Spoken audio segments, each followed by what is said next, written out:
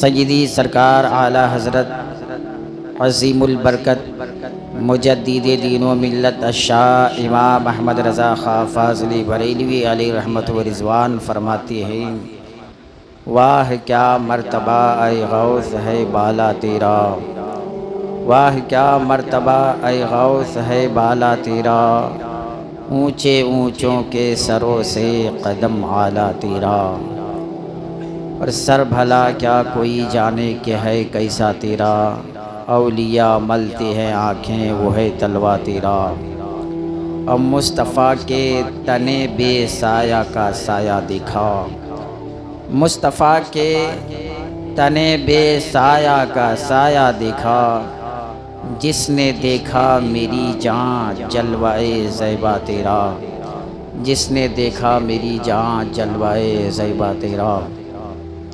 ولیوں کا مقام اتنا بلند و بالا ہے، ولیوں کا رتبہ اتنا عرفہ و اعلیٰ ہے، جب بھی آپ کسی ولی کی سیرت کا مطالعہ کریں گے، کسی ولی کی حالات زندگی کو پڑھیں گے، کسی ولی کی سوانح عمری کو آپ دیکھیں گے تو آپ کو ایسا لگے گا کہ میں مکمل بات سمجھ جاؤں گا اور مکمل سمجھ میرے اندر آ جائے گی، میں حقیقت جان لوں گا، مگر پھر اچانک ایسا آپ کو محسوس ہوگا کہ ابھی ان کی زندگی کا پہلا باب بھی شروع نہیں کر پایا ہوں۔ وہ مقام، وہ فضیلت و عظمت اللہ تبارک و تعالی نے اولیاء اللہ کو عطا کیا ہے۔ اس کی وجہ کیا ہے؟ کیوں اتنا بڑا مقام انہیں ملتا ہے؟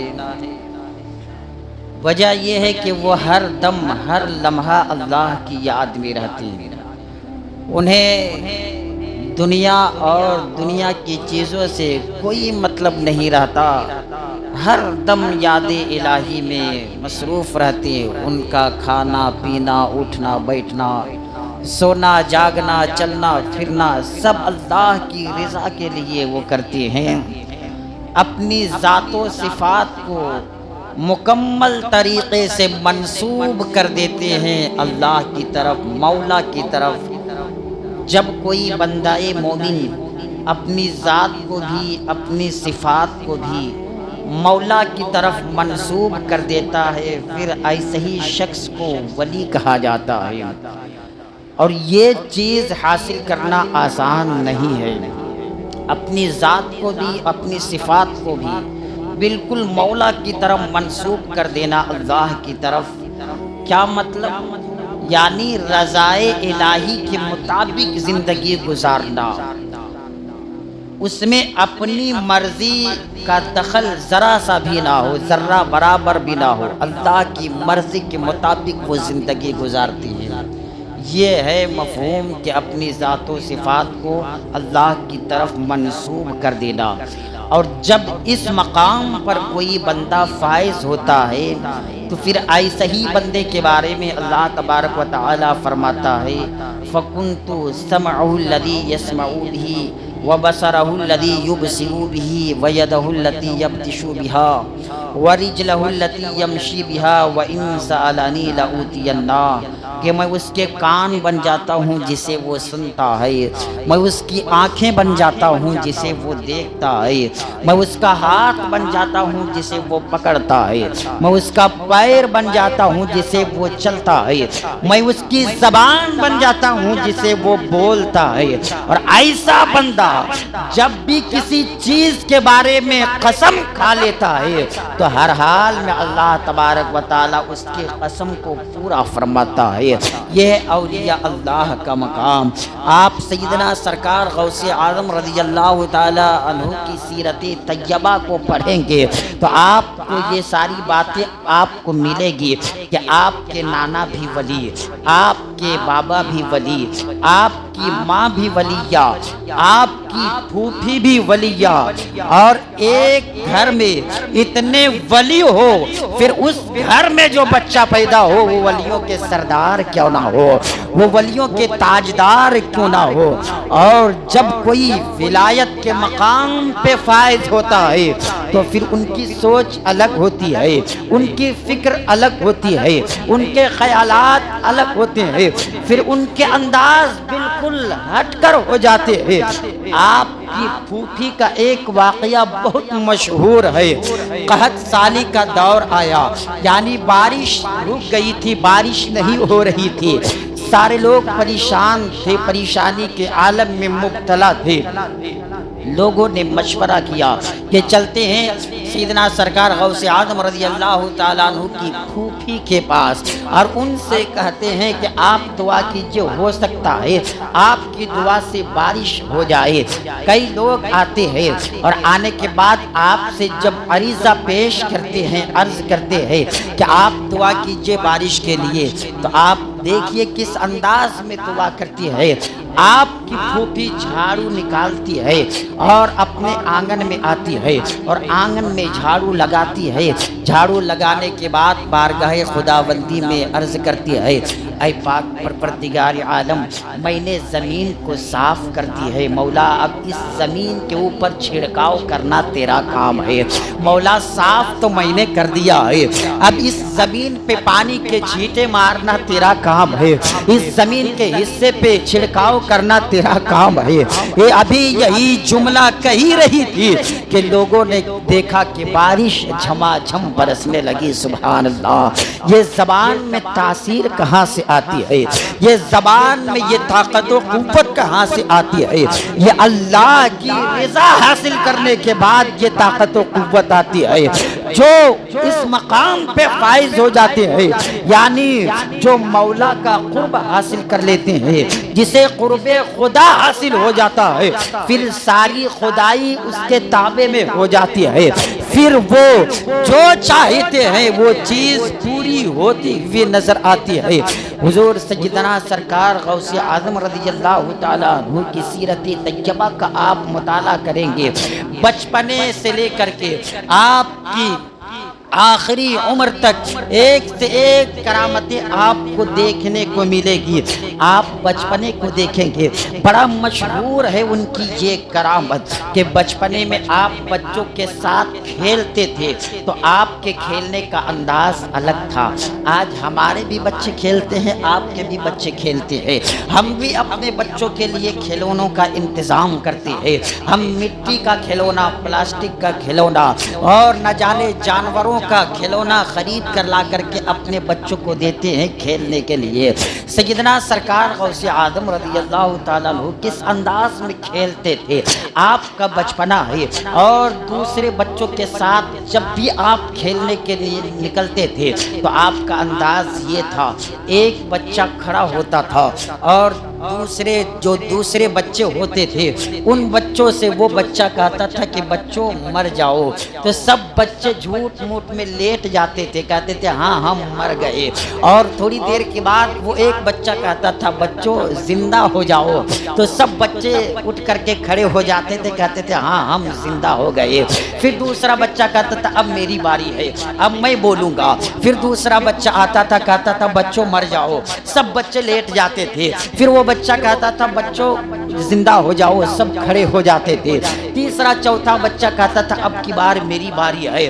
ایک بزرگ چھپ چھپ کر دیکھ رہے تھے کہ یہ بچوں کے کھیلنے کا انداز کتنا پیارا ہے، بچوں کے کھیلنے کا طریقہ کتنا انوکھا ہے، وہ دیکھ رہے تھے۔ وہ فرماتے ہیں جب عبد القادر کی باری آتی تھی، جب غوث اعظم کی باری آتی تھی، اور جب غوث اعظم کہتے تھے بچوں مر جاؤ تو بچے لیٹتے تھے، تو حقیقت میں بچوں کی روح قبض ہو جاتی تھی، اور جیسا ہی کہتے تھے بچوں زندہ ہو جاؤ پھر سب بچے زندہ ہو جاتے تھے۔ اللہ اکبر! یہ طاقت و قوت۔ اب اسی درمیان ایک خاتون آتی ہے جن کا بیٹا دم توڑ چکا تھا، بیٹے کا انتقال ہو چکا تھا، اور وہ آ رہی تھی کہ کسی کے پاس لے کر کے جاؤں، کوئی میرے بیٹے کو زندہ کر دے، کوئی میرے بیٹے کی زندگی واپس لوٹا دے۔ وہ حیران و پریشان تھی، ادھر ادھر آنکھ سے آنسو کے قطرے گراتے ہوئے ادھر ادھر مارا پھر رہی تھی۔ اس بزرگ کی نظر پڑتی ہے، پوچھتے ہیں کیوں پریشان ہو؟ وہ خاتون بتاتی دراصل بات یہ ہے کہ میری گود گود میں جو میرا بیٹا ہے یہ زندہ نہیں ہے بلکہ اس کی روح پرواز کر چکی ہے، یہ انتقال کر چکا ہے، میں چاہتی یہ ہوں کہ کوئی اس بچے کو زندہ کر دے۔ وہ بزرگ فرماتے ہیں وہ دیکھو بچے کھیل رہے ہیں نا، انہی میں سے ایک بچہ عبد القادر ہے، وہ بچہ ہے۔ جب ان کی باری آئے نا اور جب وہ کہے کہ بچوں مر جاؤ اور سب بچے جب لیٹیں گے نا تو انہی بچوں میں اپنے بچے کو لٹا دینا، اور جب وہ کہیں گے بچوں اٹھ جاؤ، ہو سکتا ہے تیرا بچہ بھی اٹھ جائے۔ وہ دیکھ رہے تھے نگاہ ولایت سے کہ عبد القادر جب کہتے ہیں مر جاؤ تو حقیقتاً بچے مر جاتے ہیں، یہ کہتے ہیں زندہ ہو جاؤ تو بچے زندہ ہو جاتے ہیں۔ وہ خاتون جاتی ہے اور جب عبد القادر سیدنا سرکار غوث اعظم کی باری آتی ہے، جب حضور سیدنا سرکار غوث اعظم فرماتے ہیں کہ بچوں مر جاؤ، سب بچے لیٹتے ہیں، وہ بھی خاتون اپنے مرے ہوئے بچے کو لٹا دیتی ہے۔ سیدنا سرکار غوث اعظم فرماتے بچوں زندہ ہو جاؤ۔ تاریخ گواہ ہے کہ وہ خاتون فرماتی ہے جب عبد القادر نے کہا بچوں مر جاؤ تو جو بچے لیٹے تھے انہی لیٹنے والوں بچوں کی صف میں نے اپنے مردے بچے کو لٹا دی تھی، مگر تاریخ گواہ ہے جب عبد القادر نے کہا بچوں زندہ ہو جاؤ تو جو بچے لیٹے تھے وہ بچے بعد میں اٹھے ہیں۔ پہلے میرا مردہ بیٹا اٹھا ہے، پہلے میرا مردہ بچہ اٹھ کر کے کھڑا ہوا ہے، تبھی تو بریلی کے تاجدار پکار اٹھے واہ کیا مرتبہ، اے غوث ہے بالا تیرا، اونچے اونچوں کے سروں سے قدم آلہ تیرا، سر بھلا کیا کوئی جانے کہ ہے کیسا تیرا، اولیاء ملتے ہیں آنکھیں وہ ہے تلوہ تیرا، اولیاء ملتے ہیں آنکھیں وہ ہے تلوہ تیرا۔ سیدنا سرکار غوث اعظم رضی اللہ تعالیٰ عنہ کی کرامات کو آپ دیکھیں گے، بے شمار کرامتیں آپ کی ہے۔ سرسری طور پر ایک کرامت آپ کی نگاہوں کے سامنے رکھ کر کے اس کے بعد ماں حسن میں گفتگو کرنے کی کوشش کروں گا۔ سیدنا سرکار غوث اعظم رضی اللہ تعالیٰ عنہ کثرت سے مردے جلائے ہیں، اور آپ انسان تو انسان جانوروں کو بھی آپ نے زندہ کر کے بتایا ہے کہ اللہ تبارک و تعالیٰ نے وہ مقام وہ طاقت و قوت ہمیں عطا کیا ہے۔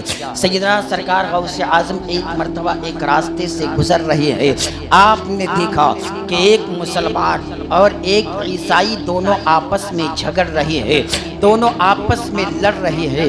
سیدنا سرکار غوث اعظم رضی اللہ تعالیٰ عنہ فرماتے ہیں کہ کیوں تم لوگ آپس میں لڑائی کر رہے ہو، کیوں آپس میں جھگڑ رہے ہو، کیوں آپس میں لڑ رہے ہو؟ مسلمان کہنے لگا دیکھیے نا، یہ کہہ رہا ہے کہ ہمارے نبی حضرت عیسیٰ علیہ السلام تمہارے نبی محمد رسول اللہ سے افضل ہے، اور میں مسلمان ہوں یہ عیسائی ہے، یہ کہہ رہا ہے کہ تمہارے نبی سے ہمارے نبی افضل ہے۔ میں کہتا ہوں یہ نہیں ہو سکتا، حضرت عیسیٰ علیہ السلام فضیلت و عظمت والے ہیں، اللہ تبارک و تعالیٰ کے جلیل القدر پیغمبر ہے، مگر ان سے بلند مقام ہمارے نبی کا ہے، کیونکہ ہمارے نبی صرف نبی نہیں بلکہ نبیوں کے نبی ہے، رسولوں کے رسول ہے، وہ اللہ کے حبیب ہے۔ تو جو مقام میرے نبی کا ہے وہ مقام حضرت عیسیٰ علیہ السلام کا نہیں ہے، اور یہ عیسائی ماننے کے لیے تیار نہیں ہے۔ سیدنا سرکار غوث اعظم رضی اللہ تعالیٰ عنہ فرماتے ہیں عیسائی سے کہتے ہیں کہ تم کس بنا پہ کہہ رہے ہو کہ تمہارے نبی ہمارے نبی سے تمہارے نبی افضل ہے، یعنی جناب محمد رسول اللہ صلی اللہ علیہ وسلم سے حضرت عیسیٰ علیہ السلام افضل ہے، یہ کس بنا پہ کہہ رہے ہو؟ وہ عیسائی بول پڑا کہ آپ کو پتا ہے نا ہمارے نبی حضرت عیسیٰ علیہ السلام مردے کو زندہ کر دیا کرتے تھے، اور آپ کے نبی مردے کو زندہ نہیں کیے ہیں، جبکہ سرور کائنات صلی اللہ علیہ وسلم نے بھی مردے کو زندہ کیا ہے۔ حضرت عیسیٰ علیہ السلام نے تو ان مردوں کو زندہ کیا ہے جن کی روح نکل گئی تھی، میرے آقا نے ان کے اندر روح ڈالی ہے جن کے اندر اندر روح تھی ہی نہیں، آپ کے اشارے سے پتھر نے بھی بولا ہے، آپ کے اشارے سے کنکر نے کی بھی کلمہ پڑھا ہے، آپ کے اشارے سے درختوں نے کلمہ پڑھا ہے۔ ایک انسان مرنے کے بعد زندہ ہو جائے، گویا کہ اس کی روح جو نکلی تھی وہ نکلی ہوئی روح واپس آ گئی ہے۔ یہ پتھروں میں روح کہاں سے آ گئی، یہ کنکروں میں روح کہاں سے آ گئی، یہ درختوں میں روح کہاں سے آ گئی ہے؟ تو یہ مصطفیٰ کا صدقہ ہے، یہ مصطفیٰ کی فضیلت و عظمت کا عالم یہ ہے۔ اور میرے آقا نے بتا دیا کہ جو میرا مقام ہے دنیا میں کسی اور کا یہ مقام نہیں ہے۔ حضرت سیدنا سرکار غوث اعظم رضی اللہ تعالیٰ عنہ فرماتے ہیں بس اسی بات کے بنا پہ تم کہتے ہو کہ حضرت عیسیٰ علیہ السلام مردے زندہ کرتے تھے، اسی بات پہ کو لے کر کے تم یہ ڈٹے ہوئے ہو کہ تمہارے نبی سے ہمارے نبی افضل ہیں۔ تو سنو، میں تو نبی نہیں ہونا بلکہ نبی کے غلاموں کے غلاموں کے غلام ہوں۔ اگر میں مردے کو زندہ کر دوں تو تم کیا ہمارے نبی پر ایمان لے آؤ گے؟ سبحان اللہ! تعلیم دیکھیے، درس دیکھیے۔ حضور سیدنا سرکار غوث اعظم فرما رہی ہے اگر تمہارا یہ دعویٰ ہے کہ میرے نبی سے تمہارے نبی افضل ہے اس بات کو لے کر کے کہ تمہارے نبی حضرت عیسیٰ علیہ السلام مردے کو زندہ کرتے تھے تو میں تو نبی نہیں ہوں، اگر میں مردے کو زندہ کر دوں تو کیا تم ہمارے نبی پر ایمان لے آؤ گے؟ وہ عیسائی کہتا ہاں کیوں نہیں، ہم ایمان لے آئیں گے۔ سیدنا سرکار غوث اعظم رضی اللہ تعالیٰ عنہ فرماتے چلو مجھے کسی قبرستان میں لے کر کے چلو، تم اپنی مرضی سے کوئی بھی قبرستان لے کر کے مجھے چلو۔ وہ عیسائی، مسلمان اور حضور غوث پاک تینوں چلے ہیں، بڑی پرانی قبر کے پاس جا کر کے کھڑا ہوتا ہے اور کہتا ہے اسی مردے کو آپ زندہ کر کے بتائے۔ سیدنا سرکار غوث اعظم فرماتے ہیں زمین بالکل برابر ہو چکی تھی، کوئی نشانات نہیں تھے، برسوں پہلے وہ مرا ہوگا۔ حضرت سیدنا سرکار غوث اعظم فرماتے ہیں اگر یہ مردہ زندہ ہو جائے گا تو تم ہمارے نبی پر ایمان لے آؤ گے؟ وہ کہتا ہاں ایمان لے آؤں گا۔ عیسائی جو ہی اتنا کہتا ہے سیدنا سرکار غوث اعظم رضی اللہ تعالیٰ عنہ فرماتے سنو، یہ گویا تھا، اس کا پیشہ تھا گانا بجانا، اب یہ مرا ہے، اگر تم چاہو تو یہ قبر سے گاتا ہوا اٹھے گا۔ تو وہ عیسائی مسکرانے لگا کہ بڑی اچھی بات ہے، آپ یہ کر کے تو دکھائے۔ سیدنا سرکار غوث اعظم رضی اللہ تعالیٰ عنہ فرماتے اچھا یہ بتاؤ تمہارے نبی مردے کو زندہ کرتے تھے تو کیا کہتے تھے، کچھ تو پڑھتے ہوں گے نا؟ تو وہ عیسائی کہتا ہے عجیب بات ہے، قرآن میں تو موجود ہے نا، آپ کی کتاب قرآن میں تو موجود ہے کہ حضرت عیسیٰ علیہ السلام جب مردے کو زندہ کرتے تھے تو کہتے تھے قم بإذن اللہ، اٹھ جاؤ اللہ کے حکم سے۔ یہ ذکر قرآن میں ہے، حضرت عیسیٰ علیہ السلام مردے کو زندہ کرتے تھے تو کہتے تھے قم بإذن اللہ، اللہ کے حکم سے اٹھ جاؤ۔ سیدنا سرکار غوث اعظم فرماتے ہیں ٹھیک ہے، حضرت عیسیٰ علیہ السلام مردے زندہ کرتے تھے، کہتے تھے قم بإذن اللہ، اٹھ جا اللہ کے حکم سے۔ اب دیکھو میں مردے کیسے زندہ کروں گا اور میں کیا کہتا ہوں، میں کیا کہوں گا۔ اتنا کہنے کے بعد سیدنا سرکار غوث اعظم اپنے قدموں سے ٹھوکر لگاتے ہیں اور کہتے ہیں قم بإذنی، اٹھ جا میرے حکم سے۔ اتنا کہنا تھا، تاریخ گواہ ہے وہ مردہ اپنی قبر کو پھاڑتا ہوا نکلا اور گاتا ہوا زندہ ہو کر کے اٹھ کر کے کھڑا ہو گیا۔ جیسے ہی عیسائی نے اتنا دیکھا قدموں میں گرا، کہا ہاتھ بڑھائیے، آپ کے نبی کی محبت میرے دل میں بیٹھ گئی ہے، اور جب نبی کے غلام کی طاقت کا یہ عالم ہے تو اس مصطفیٰ کی طاقت کا عالم کیا ہوگا۔ میں مذہب عیسائیت کو چھوڑتا ہوں اور مذہب اسلام کو قبول کرتا ہوں۔ سبحان اللہ، سبحان اللہ۔ اللہ تبارک و تعالیٰ نے وہ طاقت و قوت، وہ اختیار، وہ پاور سیدنا سرکار غوث اعظم رضی اللہ تعالیٰ عنہ کو عطا کیا تھا۔ اب ایک سوال پیدا ہوتا ہے، کچھ لوگ اعتراض کرتے ہیں کہ یہ دیکھو یہ کیسے تقریر کرنے والے مارکیٹ میں آ گئے ہیں، حضرت عیسیٰ علیہ السلام سے بڑھا دیتے ہیں حضور سیدنا سرکار غوث اعظم کو کہ عیسیٰ علیہ السلام مردے زندہ کرتے تھے تو قرآن میں ہے وہ کہتے تھے قم بإذن اللہ، اٹھ جا اللہ کے حکم سے، اور غوث اعظم مردہ زندہ کرتے تھے تو کہتے تھے قم بإذنی، اٹھ جا میرے حکم سے۔ یہ لوگ مرتبہ بڑھا دیتے ہیں، اور یہ کوئی دلی مدلل بات نہیں ہے، یہ لوگ اپنی طرف سے بولتے ہیں۔ میں کہتا ہوں اپنی طرف سے نہیں، حدیث پاک کی روشنی میں گفتگو کرتا ہوں۔ حدیث پاک شاہد ہے، جب حدیث قدسی ہے کہ جب کوئی بندہ میرا قرب حاصل کرتا ہے تو میں اس کی زبان بن جاتا ہوں جسے وہ بولتا ہے۔ اولیاء اللہ جب بولتے ہیں زبان ان کی ہوتی ہے، ان کی زبان میں تاثیر خدا کی ہوتی ہے، تو جب تاثیر خدا کی ہے تو چاہے قم بإذنی کہے قم بإذن اللہ کہے کوئی فرق نہیں ہوتا، زبان ان کی ہوتی ہے، تاثیر خدا کی ہوتی ہے۔ اور ایک سوال اگر ذہن میں اور آ رہا ہو کہ یہ کیسے ہو جائے گا کہ جو مر جاتا ہے وہ ختم ہو جاتا ہے، پھر وہ زندہ کیسے ہوگا؟ وہ زندہ کیسے ہو جاتا تھا؟ اور مردے کو آپ زندہ کیسے کر دیتے تھے؟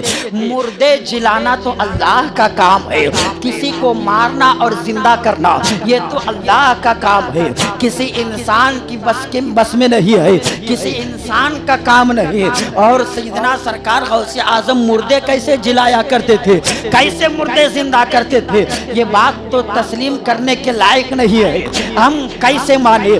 میں کہتا ہوں آؤ قرآن سے میں تمہیں منواتا ہوں، قرآن سے دلیل دیتا ہوں، پھر آسانی کے ساتھ تم ماننے کے لیے تیار ہو جاؤ گے۔ قرآن میں ایک جگہ نہیں کئی جگہ ذکر ہے جہاں پہ مردے زندہ ہوئے ہیں۔ سرسری طور پر ایک دلیل آپ کے سامنے رکھتا ہو، حضرت ابراہیم علیہ السلام ایک مرتبہ دریا کے راستے سے گزر رہے تھے، دریا کے کنارے سے گزر رہے تھے، آپ نے دیکھا ایک لاش ہے، ایک کسی شخص کی لاش پڑی ہوئی ہے جس کے جسم کو کبھی پرندے نوچ نوچ کر کھاتے ہیں، کبھی دریائی جانور کھاتے ہیں۔ جب پانی اوپر آتا ہے وہ لاش دریا میں چلی جاتی ہے، پھر مچھلیاں نوچ نوچ کر کھاتی ہے، دریائی جانور کھاتے ہیں، پھر پانی جب اتر جاتا ہے، جب وہ سوکھی زمین پر وہ لاش رہتی ہے، پھر پرندے آتے ہیں اور اس کو نوچ نوچ کر کھاتے ہیں، جنگلی جانور آتے ہیں وہ نوچ نوچ کر کھاتے ہیں۔ حضرت ابراہیم علیہ السلام کے دل میں یہ خیال آیا کہ اس کے جسم کا تو کچھ حصہ مچھلیوں کے پیٹ میں ہے، کچھ حصہ پرندوں کے پیٹ میں ہے، کچھ حصہ جنگلی جانوروں کے پیٹ میں ہے، تو اللہ تبارک و تعالیٰ اس کو زندہ کیسے کرے گا؟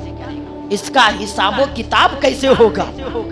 اس کا جسم تو ایک جگہ ہے نہیں، ادھر ادھر بکھیر گیا ہے، تو یہ زندہ کیسے ہوگا؟ وَإِذْ قَالَ إِبْرَاهِيمُ رَبِّ أَرِنِي كَيْفَ تُحْيِي الْمَوْتَى، یاد کرو جب حضرت ابراہیم علیہ السلام نے کہا کیف تحیی الموتیٰ کہ تم مردے کو کیسے جلائے گا؟ قال اولم تؤمن، رب نے کہا قال اولم تؤمن، کیا تجھے یقین نہیں؟ کیا تجھے یقین نہیں کہ میں مردے کو کیسے جلاؤں گا؟ قال بلا، حضرت ابراہیم علیہ السلام نے کہا کیوں نہیں، ہاں مجھے یقین ہے۔ قال بلا وَإِذْ قَالَ إِبْرَاهِيمُ رَبِّ أَرِنِي كَيْفَ تُحْيِي الْمَوْتَى قَالَ أَوَلَمْ تُؤْمِنْ قَالَ بَلَىٰ وَلَٰكِن لِيَطْمَئِنَّ قَلْبِي، مجھے یقین ہے مولا مگر میں چاہتا ہوں کہ میرے دل کو سکون ملے، میرے دل کو قرار ملے، میں دیکھنا چاہتا ہوں۔ قَالَ فَخُذْ أَرْبَعَةً مِّنَ الطَّيْرِ، یہ تیسرے پارے کی آیت ہے۔ اللہ تبارک و تعالیٰ نے کہا اے ابراہیم علیہ السلام پھر آپ جائیے، فخذ اربعۃ من الطیر، اربع کے معنی چار پرندے کو آپ لیجیے۔ آپ نے چار پرندے کو لیا، مور کو لیا، مرغ کو لیا، کوا کو لیا، کبوتر کو لیا، ایک روایت میں دوسری پرندوں کا ذکر ہے، بہرحال چار پرندوں کو آپ نے لیا۔ یہ کہاں ہے یہ واقعہ؟ قرآن میں تیسرے پارے میں۔ قال فخذ اربعۃ من الطیر فصرهن الیک ثم اجعل علی کل جبل، کہ چار پرندے کو آپ لے لیں اور چاروں پرندے کو ذبح کرے، چاروں پرندے کے سر کو آپ کاٹ لیں اور چاروں کے سر کو اپنے پاس رکھیں اور چاروں کے جسم کو کوٹ کوٹ کر آپ قیمہ بنائیں۔ چاروں کے جسموں کو آپ نے کوٹا، سروں کو کاٹ کر اپنے پاس رکھا، چاروں پرندوں کے جسم کو اتنا کوٹا، پھر ملانے کا حکم ہوا کہ پورا ملا دو. پھر آپ نے ملایا. رب نے کہا اب 4 حصے کرے. یہ مکمل قرآن پاک میں موجود ہے. چاروں پرندے کے جسم کو کوٹے, ملائے, اس کے بعد 4 حصے کیے. اللہ تبارک و تعالیٰ کا حکم ہوا 4 پہاڑ پہ ایک ایک حصے کو رکھ دیجیے. 4 پہاڑ کیما کیے, کوٹے, چاروں کے کوٹے ہوئے جسم کو ملائے, 4 حصہ کیے, 4 پہاڑ پہ رکھے. اللہ تبارک و تعالیٰ کا حکم ہوا ثم ادعوہن یاتینک سایہ. اے ابراہیم تم ان پرندوں کو بلاؤ, وہ تیرے پاس اڑتے ہوئے آئیں گے. اور اسی طرح ثابت ہو جائے گا کہ میں مردے کو کیسے جلاؤں گا. اللہ تبارک و تعالیٰ کے حکم سے حضرت ابراہیم علیہ السلام نے جب ان پھٹے ہوئے جسموں کو 4 پہاڑ پر رکھ کر کے اپنے پاس چاروں کے سروں کو رکھ کر کے جب آپ نے پکارا ہے, قرآن گواہ ہے, چاروں پرندوں کا جسم یکجا ہو کر کے اڑتا ہوا آیا ہے اور اپنے اپنے سر سے لگ کر کے اڑ کر فرار ہو گیا. یہ ثابت ہو گیا کہ ہم ایسا ہی مردے کو جلائیں گے, چاہے مرنے والا کہیں بھی مرا ہو, اس کا جسم چاہے سمندر کی مچھلیوں کے پیٹ میں ہو, چاہے پرندے کھا جائے, چاہے درندے نوچ کر کھا جائے, چاہے کتے کھا جائے, چاہے کوئی بھی جانور نوچ کر کھا لے, کہیں بھی اس کا جسم ہو, ہم قیامت کے دن اسے ویسے ہی اٹھائیں گے جیسا بیٹھا. اب پوائنٹ کی بات, مردے جلانا اللہ تعالیٰ کا کام ہے, مگر یہاں پہ اللہ تبارک و تعالیٰ نے مردے کو زندہ کیا. کس کے واسطے سے؟ حضرت ابراہیم علیہ السلام کے واسطے. حضرت عیسیٰ علیہ السلام مٹی سے پرندے کی مورت بناتے تھے, پرندے کی شکل بناتے تھے مٹی سے, اس میں پھونک مارتے تھے تو وہ پرندہ ہو جاتا تھا, اڑنے لگتا تھا. مردے جلانا اور مارنا اور جلانا اللہ تعالیٰ کا کام ہے, مگر کبھی کبھی اللہ تبارک و تعالیٰ بلا واسطہ کسی کو زندہ کرتا ہے, کبھی بال واسطہ کسی کو زندہ کرتا ہے. بلا واسطہ بغیر کسی کے واسطے سے, بال واسطہ کسی کے واسطے سے. حقیقی قادر مطلق وہی ہے, مگر وہ جب چاہے, جسے چاہے, جس کے ذریعے سے زندہ فرما دے. اللہ تبارک و تعالی اولیاء اللہ کو وہ مقام عطا کرتا ہے. اولیاء اللہ کے دامن سے وابستہ ہونے کے لیے خود قرآن پاک میں اللہ تبارک و تعالی فرماتا ہے یا ایھا الذین آمنوا اتقوا اللہ وکونوا مع الصادقین. اے ایمان والو ڈرو تم اللہ سے اور سچوں کے ساتھ ہو جاؤ, اور سچے میں اولیاء اللہ بھی ہے. ہم کتنے خوش قسمت ہے کہ ہمیں اولیاء اللہ کا مقدس دامن ہمیں ملا ہے وابستہ ہونے کے لیے. اب ہم اپنی بدقسمتی پہ بھی روئے کہ ہمیں اتنے مقدس اولیاء کی جماعت ملی ہے, مگر پھر بھی ہم غیروں کے طریقے کو اپناتے ہیں. غوث اعظم کا نعرہ ہم لگاتے ہیں, مگر غوث اعظم کے فرمان پہ ہم عمل نہیں کرتے. غریب نواز کا نعرہ ہم لگاتے ہیں, غریب نواز کے فرمان پہ ہم عمل نہیں کرتے. حضور بے شمار اولیاء کرام کا نعرہ ہم لگاتے ہیں, مگر ان کے فرامین پہ عمل ہم نہیں کرتے ہیں. مگر ہم سچے اسی وقت ہوں گے جب ہم ولیوں کا نعرہ لگاتے ہیں تو ان مقدس اولیاء کے فرامین پہ عمل کرے, ان کی سیرت طیبہ کو دیکھے کہ وہ کس انداز میں زندگی گزارے ہیں اور ہم کس انداز میں زندگی گزار رہے ہیں. اللہ تبارک و تعالیٰ کی بارگاہ میں دعا کرتے ہیں پاک پروردگار عالم ہمارے دلوں میں اولیاء اللہ کی سچی محبت عطا فرما, اور مولا دنیا میں ہم زندگی گزارے تو کسی نہ کسی بزرگ کے نقش قدم پر چل کر کے ہم زندگی گزارے. دنیا دار بن کر کے ہم زندہ نہ رہے بلکہ دین دار بن کر کے ہم زندہ رہے. ہے۔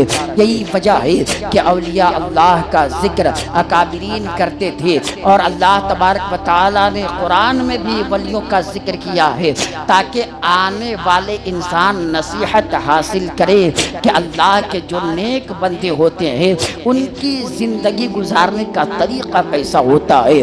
یہ دنیا ہمیشہ کے لیے نہیں بنی ہے، دنیا میں ہم آئے ہیں تو ہمارے آنے کا مقصد کچھ اور ہے، اور وہ مقصد کیا ہے؟ وَمَا خَلَقْتُ الْجِنَّ وَالْإِنسَ إِلَّا لِيَعْبُدُونَ۔ ہم نے جن و انس کو پیدا کیا فقط اپنی عبادت کے لیے۔ اللہ تبارک و تعالیٰ نے ہمیں اپنی عبادت کے لیے پیدا کیا ہے۔ جیسے ہمارے آباء و اجداد گھر بار چھوڑ کر چلے گئے، ہمیں بھی گھر بار چھوڑ کر کے جانا پڑے گا، اور جب ہمیں چھوڑ کر جانا پڑے گا تو پھر ہم اسی انداز میں دنیا میں رہے جس انداز میں ایک مسافر رہتا ہے۔ مسافر اپنا مستقل ٹھکانہ کہیں نہیں بناتا، وہ جانتا ہے ہم یہاں تو مسافر ہیں، ہمیں کہیں اور جانا ہے۔ ہم بھی دنیا میں رہے تو مسافر کی طرح کہ ہمیں یہاں رہنا نہیں ہے، جس طرح اور لوگ آئے اور گئے ہم بھی آئے ہیں، ہمیں بھی جانا ہے، مگر جائیں اس شان کے ساتھ کہ جب جائیں تو لوگ کہے یہ کسی غدار کا دیوانہ نہیں، کسی تحصیلدار کا دیوانہ نہیں، یہ جو جا رہا ہے احمد مختار کا دیوانہ جا رہا ہے، سراج السالکین کا سچا دیوانہ جا رہا ہے، اولیاء اللہ کا وفادار جا رہا ہے۔ اللہ تبارک و تعالیٰ کی بارگاہ میں دعا ہے، مولا ہم تمام لوگوں کو حق بات سننے کی بھی توفیق عطا فرما اور حق بات پہ عمل کرنے کی بھی توفیق عطا فرما۔ ساتھ ہی ساتھ مولا اللہ تبارک و تعالیٰ اپنے حبیب کے صدقے میں دنیا میں جہاں جہاں بھی مسلمانوں کے اوپر ظلم و ستم کے پہاڑ توڑے جا رہے ہیں، پروردگار تو قادر مطلق ہے، تجھ سے بڑھ کر کون مدد فرمانے والا ہے، تجھ سے بڑھ کر کون رحم کرنے والا ہے۔ مولا تو مسلمانوں کی غیب سے مدد فرما، چھوٹے چھوٹے بچوں کی زندگی کی حفاظت فرما، مسلمان عورتوں کی عزت و آبرو کی حفاظت فرما۔ مولا ہمیں بھی توفیق دے کہ ہم سے جتنا ہو سکے ان مظلومین کے ساتھ کھڑے ہو کر کے ہم ان کی مدد کرنے کی کوشش کریں۔ مولا ہم تمام لوگوں کے دلوں میں یہ حوصلہ، یہ جذبہ عطا فرما۔